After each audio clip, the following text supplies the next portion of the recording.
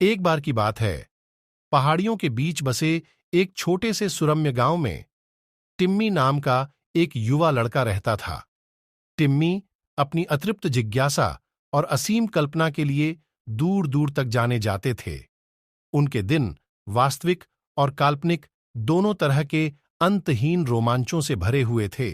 एक धूप भरी सुबह टिम्मी ने गांव की सीमा से लगे घने जंगल का पता लगाने का फैसला किया। एक छोटे से बैकपैक और आश्चर्य की भावना के साथ वह जंगल में चला गया।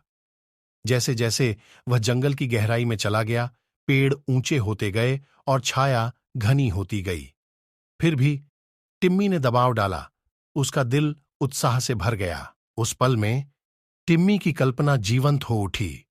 पेड़ झिलमिलाने और चमकने लगा और उसकी आंखों के सामने ओली नाम का एक शानदार बात करने वाला उल्लू दिखाई दिया।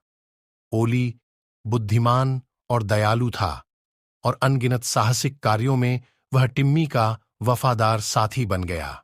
साथ में टिम्मी और ओली ने मंत्रमुग्ध जंगलों, रहस्यमय गुफाओं और दूर दूर की भूमि के माध्यम से अविश्वसनीय यात्रा शुरू की।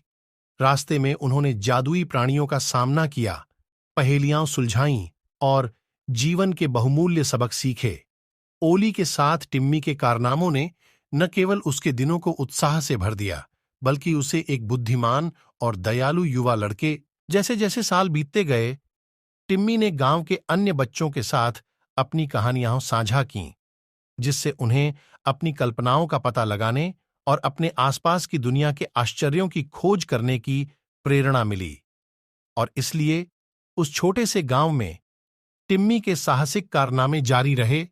उन्होंने बच्चों की पीढ़ियों को जिज्ञासा, कल्पना और जादू की शक्ति सिखाई, जो सब